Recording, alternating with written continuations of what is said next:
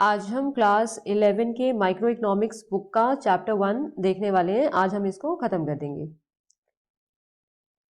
तो इस बुक में सबसे पहली चीज़ गिवन है कि जो रिसोर्सेज होते हैं, जो संसाधन होते हैं, उनके क्या फीचर्स हैं, क्या उनकी खासियत है, विशेषताएं उनकी बतानी है। तो हम बोलते हैं हमारे पास में जो संसाधन हैं उनकी दो विशेषताएं हैं। पहला उसका फीचर ये होगा कि वो स्केर्स हैं, वो लिमिटेड हैं। तो हमारे पास में जो संसाधन है वो सीमित मात्रा में है, पहली चीज़ ये है। दूसरा फीचर है कि हमारे पास में जो संसाधन अवेलेबल हैं उनके ऑल्टरनेटिव यूजेस हैं, यानी उनके वैकल्पिक प्रयोग हैं।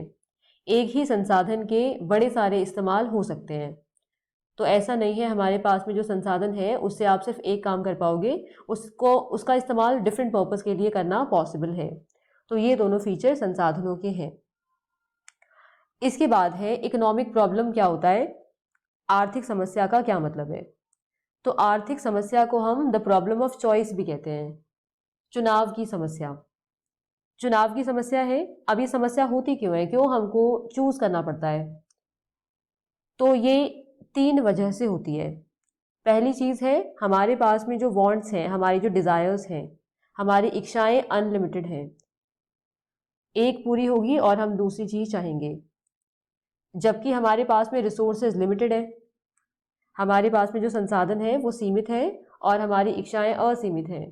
तो हमको चूज करना पड़ता है कि हमारी कौन सी वाली वांट्स, हमारी कौन सी वाली इच्छाएं हमारे लिए ज़्यादा इंपॉर्टेंट है। तो वहाँ पे हम उन रिसोर्सेज को लगा पाएंगे। तो एक कवर हो गया हमारी वांट्स का अनलिमिटेड होना। दूसरा रीज़न है हमारे जो रिसोर्सेज हैं या हमारे जो संसाधन हैं उसका लिमिटेड होना। तीसरा रीज़न है उन रिसोर्सेज का ऑल्टरनेटिव यूज़ होना। अगर ऐसा हो कि हमारे पास में जो रिसोर्स हैं वो सिर्फ एक पर्पस के लिए यूज़ किया जा सकता है, तो फिर हमें चूज़ करने की ज़रूरत नहीं पड़ेगी। हमको पता होगा ये वाला रिसोर्स सिर्फ इस पर्पस के लिए काम में आ सकता है और उसको उस काम में लगाया जाएगा। बट क्योंकि ऐसा नहीं है, हमारे पास में जो रिसोर्स है उसके नंबर ऑफ यूजेस हैं, तो हमको देखना पड़ता है हमारे लिए उसका कौन सा यूज़ फ़िलहाल ज़्यादा इम्पॉर्टेंट है, हम किस चीज़ को ज़्यादा प्रेफर करते हैं। उस हिसाब से उन रिसोर्सेज को हम डिस्ट्रीब्यूट करेंगे। तो ये रीज़न है द प्रॉब्लम ऑफ चॉइस का। इन तीन वजह से हमको चूज़ करना पड़ता है कि हम अपने रिसोर्सेज को कहाँ पे यूटिलाइज करें, कहाँ पे उसका इस्तेमाल करें और कहाँ पे उसको यूज़ ना करें। अगर ये अनलिमिटेड हो और इनका सिर्फ एक इस्तेमाल हो फिर तो कोई भी इश्यू होगा ही नहीं। पर क्योंकि ऐसा नहीं है, इस वजह से ये वाली प्रॉब्लम आती है। इसके बाद में है central problems of an economy, यानी एक अर्थव्यवस्था की केंद्रीय समस्याएं क्या क्या होती हैं। तो एक अर्थव्यवस्था की केंद्रीय समस्याएं होती हैं एलोकेशन ऑफ रिसोर्स को लेके, कि संसाधनों का आवंटन किस तरह से किया जाए। तो इसके अंदर हम तीन चीज़ों को कवर करते हैं। एक होता है व्हाट टू प्रोड्यूस, दूसरा होता है how to produce, and then there is for whom to produce, यानी क्या उत्पादन करें, कैसे उत्पादन करें, किसके लिए उत्पादन करें। तो हमारी जो पहली केंद्रीय समस्या है, यानी हम क्या उत्पादन करें, इसका मतलब है क्योंकि हम जानते हैं हमारे पास में जो रिसोर्सेज हैं उन रिसोर्सेज का इस्तेमाल एक सामान से ज़्यादा सामान के प्रोडक्शन में किया जा सकता है। तो अब एज प्रोड्यूसर ये हम पे डिपेंड करेगा कि हम उसका इस्तेमाल या तो सिर्फ एक सामान के प्रोडक्शन में कर दें कम्प्लीटली, या सिर्फ दूसरे सामान के प्रोडक्शन में कम्प्लीटली कर दें, या उन रिसोर्सेज को स्प्लिट कर दें, थोड़ा सा इस सामान के प्रोडक्शन के लिए और थोड़ा सा दूसरे सामान के प्रोडक्शन के लिए। जैसे अगर हम एग्जाम्पल लें कि अगर दूध हमारे पास में अवेलेबल है तो हम या तो ऐसा कर सकते हैं उस दूध से स्वीट्स बना के बेच सकते हैं, या हम ऐसा कर सकते हैं कि उस दूध से हम पनीर बना के बेच सकते हैं। तो या तो हम ये कर सकते हैं हमारे पास में जितना दूध अवेलेबल है उस पूरे दूध का इस्तेमाल हम पनीर बनाने के लिए कर दें, या उस पूरे दूध का इस्तेमाल हम स्वीट्स बनाने के लिए कर दें, या हम थोड़े दूध से स्वीट्स बनाएं और थोड़े से पनीर। तो ऐसा कुछ हम कर सकते हैं। तो व्हाट टू प्रोड्यूस इस हिसाब से होगा। अब व्हाट टू प्रोड्यूस में ही एक और चीज़ आती है, दैट इज किस क्वांटिटी में प्रोड्यूस किया जाए, कितनी क्वांटिटीज़ में चीज़ों को प्रोड्यूस किया जाए। तो क्या हम पूरी तरह से सिर्फ एक सामान का प्रोडक्शन करें उस रिसोर्स को लेके, या दूसरे सामान का प्रोडक्शन करें, या थोड़ा एक सामान थोड़ा दूसरा सामान, ऐसा कुछ करें। तो ये वाली प्रॉब्लम है। दूसरा प्रॉब्लम है हाउ टू प्रोड्यूस। तो हम जानते हैं किसी चीज़ का उत्पादन अगर आपको करना है तो उसके लिए दो टेक्निक्स होती हैं, उसके लिए दो तकनीक है। एक कहा जाता है लेबर इंटेंसिव टेक्निक और दूसरे को कहा जाता है कैपिटल इंटेंसिव टेक्निक। तो लेबर इंटेंसिव टेक्निक को हम बोलते हैं श्रम गहन तकनीक और कैपिटल इंटेंसिव टेक्निक को कहा जाता है पूंजी गहन तकनीक। तो इसका मतलब ये होता है कि हम जानते हैं अगर हम किसी सामान का उत्पादन करना चाहते हैं तो उस सामान के उत्पादन के लिए हमको श्रम भी चाहिए, हमको लेबर भी चाहिए, साथ में हमको पूंजी यानी कैपिटल भी चाहिए।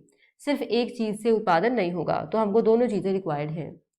तो अगर हमारे पास में ज़्यादा श्रम अवेलेबल है तो ऐसे कंडीशन में हम ज़्यादा लेबर का इस्तेमाल करेंगे प्रोडक्शन पर्पस के लिए और कैपिटल का इस्तेमाल कम करेंगे। तो जब ऐसा हो कि प्रोडक्शन के लिए कंपैरेटिवली लेबर का इस्तेमाल ज़्यादा और कैपिटल का इस्तेमाल कम किया जाए तो उसको हम कहते हैं ये लेबर इंटेंसिव टेक्निक या श्रम गहन तकनीक है। और इसी का अगर उल्टा बोले तो अगर हमारे पास में पूंजी ज़्यादा अवेलेबल है तो ऐसे कंडीशन में अगर हम उत्पादन के लिए पूंजी का इस्तेमाल ज़्यादा करते हैं और लेबर का इस्तेमाल कम करते हैं तो इस कंडीशन को हम कहें पूंजी गहन तकनीक। अक्सर ऐसा देखने में आएगा जो देश विकसित होते हैं वो लोग पूंजी गहन तकनीक या कैपिटल इंटेंसिव टेक्निक का इस्तेमाल करेंगे क्योंकि उन देशों के पास में पूंजी या कैपिटल की क्वांटिटी ज़्यादा होंगी।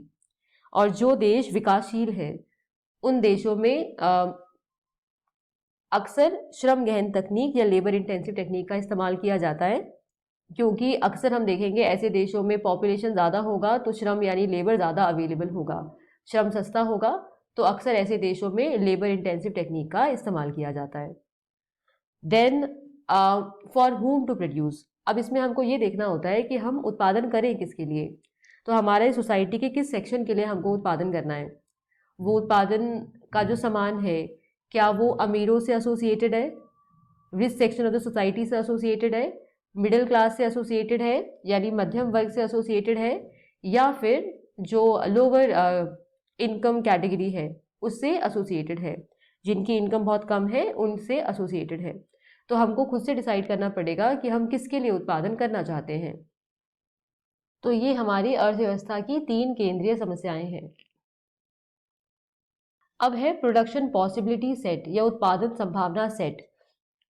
इसका मतलब होता है कि हमारे पास में जो रिसोर्सेज अवेलेबल हैं और जो टेक्नोलॉजी अवेलेबल है, हमारे पास में जितने संसाधन हैं और जो तकनीक मौजूद है उसका इस्तेमाल करके हम दो वस्तुओं की कितनी कितनी क्वांटिटीज़ को प्रोड्यूस कर सकते हैं, क्या क्या संभावनाएं हो सकती हैं उनके प्रोडक्शन रिलेटेड।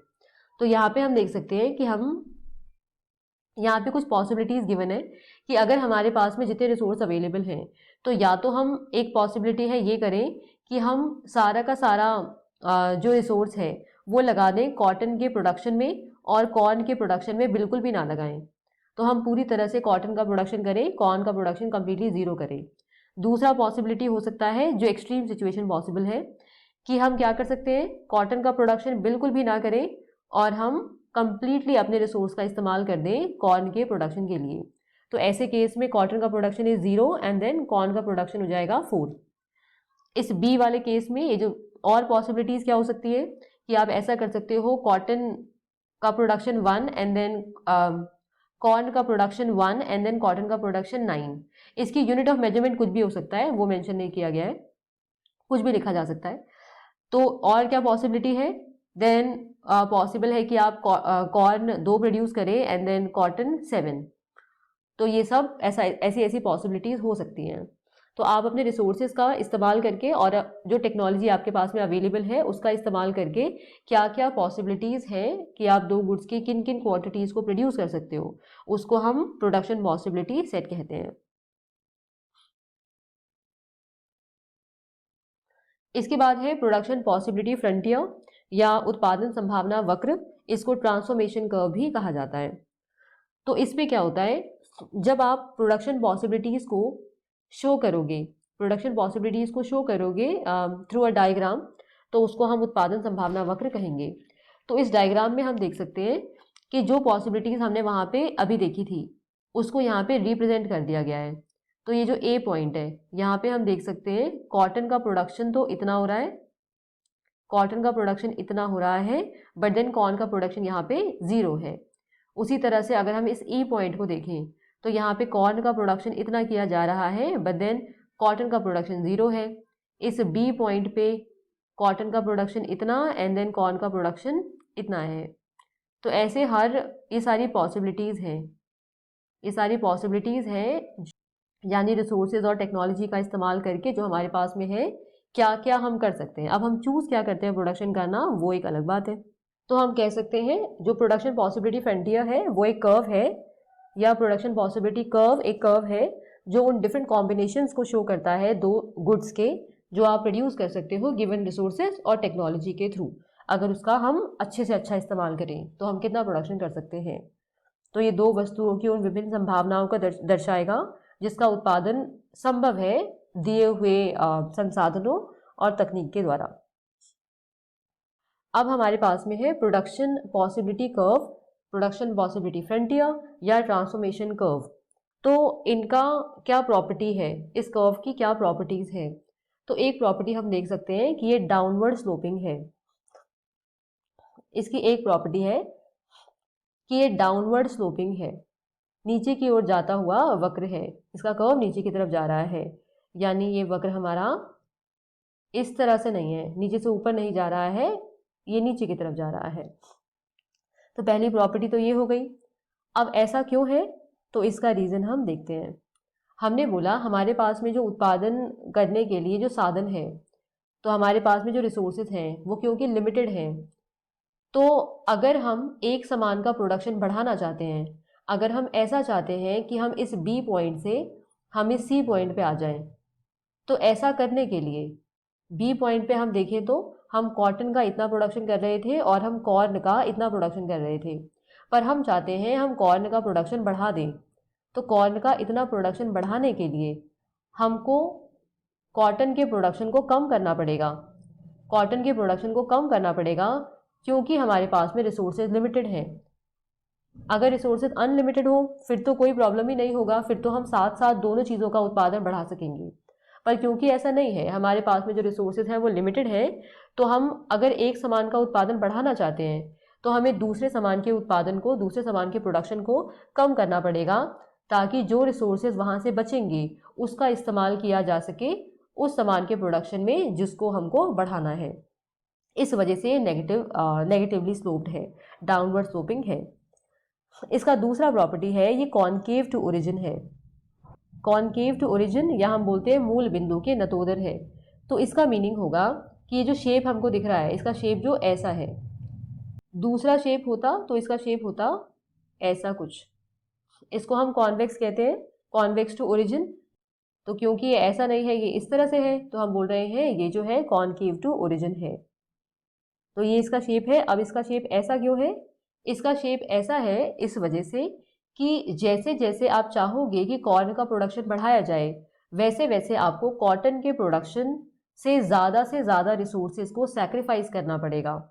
तो अब इसका क्या मतलब है, इसका मतलब ये है कि मान लो अगर हम स्टार्टिंग में ए पॉइंट पे थे जहाँ पे हम कॉर्न का प्रोडक्शन कंप्लीट बिल्कुल भी नहीं कर रहे थे एंड देन कम्प्लीटली हम कॉटन का प्रोडक्शन कर रहे थे, ऐसा हुआ। उसके बाद हम बी पॉइंट पे मूव कर जाते हैं जहाँ पे हमने कॉर्न का प्रोडक्शन बढ़ा दिया।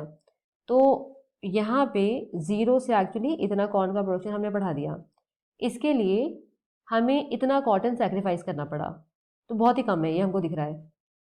इसके बाद हमने सोचा थोड़ा और बढ़ा दें, तो कॉर्न का प्रोडक्शन हमने फिर से उतना बढ़ाने की कोशिश करी।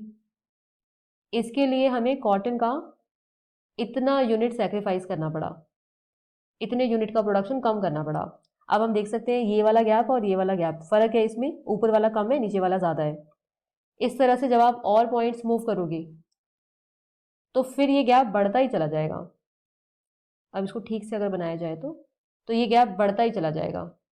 तो सेम अमाउंट एक्स्ट्रा प्रोड्यूस करने के लिए, क्योंकि ये वाले गैप सिमिलर हैं, same extra amount of corn produce करने के लिए हमको कॉटन की ज़्यादा से ज़्यादा यूनिट्स को गिव अप करना पड़ रहा है, उसकी प्रोडक्शन को ज़्यादा से ज़्यादा कम करना पड़ रहा है।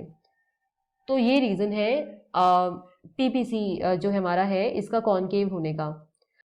अब जो हमारा पीपीसी है, इसका जो स्लोप है, इसको हम कहते हैं MRT, marginal rate of transformation, या इसको मार्जिनल अपॉर्चुनिटी कॉस्ट, सीमांत अवसर लागत भी कहा जाता है। तो इसका मतलब हुआ, एक वस्तु की एक एडिशनल यूनिट को प्रोड्यूस करने के लिए, इसकी एक एक्स्ट्रा यूनिट को प्रोड्यूस करने के लिए हमको इसकी कितनी यूनिट्स को सैक्रिफाइस करना पड़ा, तो इसका ये मतलब होगा। तो इसको फॉर्मूला से हम शो करते हैं, change in Y upon change in X.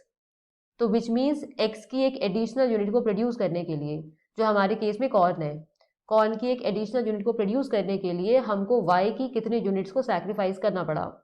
तो हमारा वाई कॉटन है, तो वाई की कितने यूनिट्स को सैक्रिफाइस करना पड़ा। तो इस तरह से होता है। और क्योंकि ये चीज़ बढ़ती चली जाती है, ये चीज़ बढ़ती चली जाती है, इस वजह से हमारा पीपीसी कॉनकेव टू ओरिजिन होता है। अब पीपीसी से रिलेटेड छोटे मोटे और फैक्ट्स हैं, उसको फटाफट देख लेते हैं। तो ऐसा होता है कि अगर हम अपने रिसोर्सेज का बेस्ट इस्तेमाल कर रहे हैं, हमारे पास में जो रिसोर्सेज अवेलेबल हैं उसका हम बेस्ट इस्तेमाल कर रहे हैं, हमारे पास में जो टेक्नोलॉजी अवेलेबल है उसका बेस्ट इस्तेमाल कर रहे हैं, तो हम पीपीसी कर्व पे कहीं पे होते हैं। तो ये सारे पॉइंट्स, चाहे ए हो, बी, सी, डी, ई, ये सारे पॉइंट शो कर रहे हैं कि अपने रिसोर्सेज का और हमारे पास में जो टेक्नोलॉजी है उसका बेस्ट इस्तेमाल हो रहा है। इसका ये मतलब हुआ, अगर हम इसके अंदर कहीं पे हैं, पीपीसी कर्व के कहीं अंदर किसी पॉइंट पे हैं, तो इसका मतलब होगा हम अपने रिसोर्सेज का या अपनी टेक्नोलॉजी का एफिशिएंटली यूज़ नहीं कर रहे हैं, उसको अंडर यूटिलाइज कर रहे हैं, उसको ठीक तरह से यूटिलाइज नहीं कर पा रहे हैं। तो ये वाला पॉइंट ये वाला है।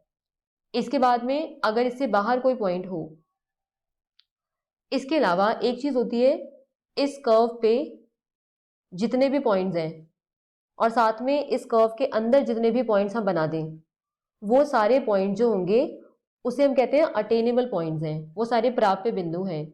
यानी उन सारे पॉइंट्स को हम अचीव कर सकते हैं, उन सारे पॉइंट्स पे प्रोडक्शन पॉसिबल है, जो हमारे पास में रिसोर्सेज अवेलेबल हैं उसका इस्तेमाल करके, और जो हमारे पास में टेक्नोलॉजी अवेलेबल है उसका इस्तेमाल करके। तो ये कर्व पे जितने भी पॉइंट्स हैं वो सारे भी पॉसिबल हैं, प्रोडक्शन करना उनका पॉसिबल है, अगर आप एफिशिएंटली यूज़ करोगे अपने रिसोर्स का और साथ में अपनी टेक्नोलॉजी का। इसके अंदर जितने पॉइंट्स हैं उस पर भी प्रोडक्शन पॉसिबल है, अगर आप एफिशिएंटली यूज़ नहीं कर रहे हो। अब इसके बाहर जो कोई पॉइंट अगर बनाया जाए तो वो पॉइंट अनअटेनेबल पॉइंट होता है, यानी अप्राप्य बिंदु होता है, क्योंकि उस पॉइंट पे प्रोडक्शन पॉसिबल नहीं है, क्योंकि हमारे पास में उतने रिसोर्सेज अवेलेबल नहीं है, साथ में हमारी टेक्नोलॉजी इतनी ज़्यादा एडवांस नहीं है जो उस लेवल पे प्रोडक्शन को कर पाए। एक ये चीज़ हो गई है। अब एक चीज़ है कि इसमें शिफ्ट कब देखने में आएगा। तो शिफ्ट तब देखने में आएगा जब हमारे संसाधनों की मात्रा बढ़ जाए। राइटवर्ड शिफ्ट की बात करें तो इसमें राइटवर्ड शिफ्ट कब आएगा, ये दाईं ओर कब खिसकेगा। तो ये दाईं ओर तब खिसकेगा कि हमारे पास में जितने रिसोर्सेज पहले अवेलेबल थे, रिसोर्सेज की क्वांटिटीज़ बढ़ गई हैं, या हम पहले जिस टेक्नोलॉजी का इस्तेमाल कर रहे थे वो टेक्नोलॉजी इम्प्रूव हो गई है। तो अगर ऐसा होगा तो फिर हमारा जो पीपीसी है वो राइटवर्ड शिफ्ट कर जाएगा। और इसी का उल्टा, अगर ऐसा हो कि हमारे पास में जितने रिसोर्सेज अवेलेबल थे उसमें से कुछ बर्बाद हो गए, कोई भी रीज़न हुआ बर्बाद हो गए, भूकंप आ गया, ऐसा कुछ भी हो गया, तो ऐसे केस में ये लेफ्टवर्ड शिफ्ट हो जाता है।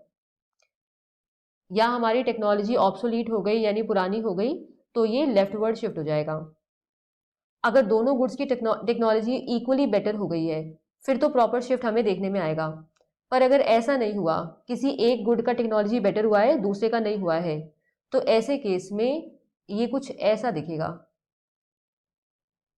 तो ये तब होगा जब कॉटन की टेक्नोलॉजी वैसी की वैसी है तो उसके प्रोडक्शन पे कोई असर नहीं पड़ा, उतने का उतना है, बट कॉर्न की टेक्नोलॉजी बेटर हो गई है। तो ऐसे केस में इसमें इस तरह से हम चेंज देख सकते हैं पीपीसी के अंदर। पर अगर ऐसा हो कि कॉर्न की टेक्नोलॉजी में कोई इम्प्रूवमेंट नहीं है पर कॉटन की टेक्नोलॉजी इम्प्रूव हो गई है, तो ऐसे केस में ये कुछ इस तरह से देखने में आएगा, जहाँ पे कॉर्न का प्रोडक्शन उतने का उतना होगा बट कॉटन का प्रोडक्शन इंक्रीज हो जाएगा।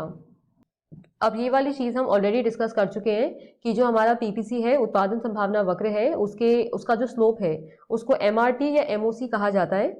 तो यहाँ पे हम देख सकते हैं कि यहाँ पे हमने दो गुड्स को लिया है, एक हमने शर्ट्स ले लिए हैं और दूसरा हमने शूज़ ले लिया है। तो शर्ट्स की प्रोडक्शन बढ़ाने के लिए हमको शर्ट्स की इतनी प्रोडक्शन को बढ़ाने के लिए हमको शूज़ की इतनी प्रोडक्शन को गिव अप करना पड़ेगा। तो ये जो चेंज है, change in Y upon change in X, तो वो हमारा MRT है, या इसको MOC, सीमांत अवसर लागत या मार्जिनल अपॉर्चुनिटी कॉस्ट कहा जाएगा।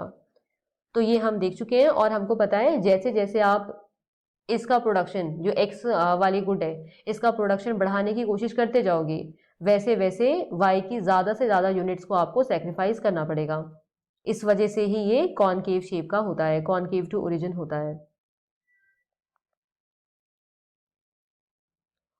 इसके बाद में है ऑर्गेनाइजेशन ऑफ इकोनॉमिक एक्टिविटीज़, जो किस तरह से ऑर्गेनाइज किया जा रहा है इकोनॉमिक एक्टिविटीज़ को किसी कंट्री के अंदर, उस बेस पे हम उसकी अर्थव्यवस्था को, उसकी इकोनॉमी को डिवाइड कर सकते हैं मेजरली 3 पार्ट्स में। यहाँ पे 2 मेंशन है बुक के अंदर। मेजरली 3 पार्ट्स में उसको डिवाइड किया जा सकता है। एक होता है centrally planned economy, then there is market economy, और एक होता है मिक्स्ड इकोनॉमी। तो हमारा जो सेंट्रली प्लान्ड इकोनॉमी है या केंद्रीकृत योजनाबद्ध अर्थव्यवस्था है, ये वाली वो इकोनॉमी होगी जहाँ पे एक सेंट्रल अथॉरिटी बनाई जाती है, जहाँ पे गवर्नमेंट एक सेंट्रल अथॉरिटी बनाएगी, केंद्रीय अधिकारी को अपॉइंट कर देगी, जो मार्केट रिलेटेड सारे फैसलों को लेगा। यानी क्या उत्पादन किया जाए, कितना उत्पादन किया जाए, कैसे उत्पादन किया जाए, वो सारे फैसले जो होंगे वहाँ पे गवर्नमेंट के थ्रू अपॉइंटेड सेंट्रल अथॉरिटी यानी केंद्रीय अधिकारी जो होगा वो लेगा। मार्केट इकोनॉमी जो होता है वो एक ऐसी अर्थव्यवस्था होगी जहाँ पे ये सारे डिसीजंस कि हम कितना प्रोड्यूस करें, क्या प्रोड्यूस करें, कैसे प्रोड्यूस करें, किसके लिए प्रोड्यूस करें, ये जो सारी चीज़ें हैं, इसका डिसीजन जहाँ पे मार्केट फोर्सेस के थ्रू होगा, बाजार की शक्तियों के थ्रू होगा। यानी मार्केट में किसी चीज़ की कितनी मांग है और सप्लाई है, डिमांड सप्लाई के हिसाब से होगा। यहाँ पे इस वाले इकोनॉमी के अंदर गवर्नमेंट का इंटरफेरेंस मिनिमल होता है, बहुत ही कम होता है। और लास्ट हमारा है मिक्स्ड इकोनॉमी यानी मिश्रित अर्थव्यवस्था, जहाँ पे यहाँ पे क्या, कैसे और किसके लिए उत्पादन करें, तो what to produce, how to produce, for whom to produce, इसका डिसीजन मेनली मार्केट फोर्सेस के थ्रू लिया जाएगा। पर कुछ चीज़ें ऐसी होंगी जो गवर्नमेंट के कंट्रोल में होंगी। तो यहाँ पे प्राइवेट सेक्टर और जो पब्लिक सेक्टर है, दोनों साथ में काम करेंगे और दोनों का इन्वॉल्वमेंट इस वाले इकोनॉमी के अंदर होगा। इसके बाद हमारे पास है पॉजिटिव एंड नॉर्मेटिव इकोनॉमिक्स। तो इसको हम बोलते हैं सकारात्मक एवं आदर्शात्मक अर्थशास्त्र। तो पॉजिटिव इकोनॉमिक्स एनालिसिस का मतलब होगा, या सकारात्मक अर्थशास्त्र का मतलब होगा, जहाँ पे हम चीज़ों को स्टडी करेंगे कि वो किस तरह से काम करती हैं, जहाँ पे हम ये स्टडी करते हैं कि कोई चीज़ किस तरह से फंक्शन करती है, कोई चीज़ कैसी है, इस पे हम ध्यान देंगे। जबकि नॉर्मेटिव इकोनॉमिक्स इस बात पे फोकस करता है कि वो चीज़ किस तरह से होनी चाहिए। तो ये वाला जो है नॉर्मेटिव इकोनॉमिक्स, ये ज़्यादा सजेस्टिव है। जो नॉर्मेटिव इकोनॉमिक्स है या आदर्शात्मक अर्थशास्त्र है, वो ये सजेस्ट करेगा कि कोई चीज़ कैसी होनी चाहिए, इस चीज़ पे फोकस करता है। जो पॉजिटिव इकोनॉमिक्स है उसमें जो बात बोली गई है वो कितना सही है कितना गलत है उसको जज किया जा सकता है, उसको टेस्ट किया जा सकता है। बट नॉर्मेटिव इकोनॉमिक्स में जो स्टेटमेंट्स बोले जाएंगे उसको टेस्ट करना पॉसिबल नहीं है।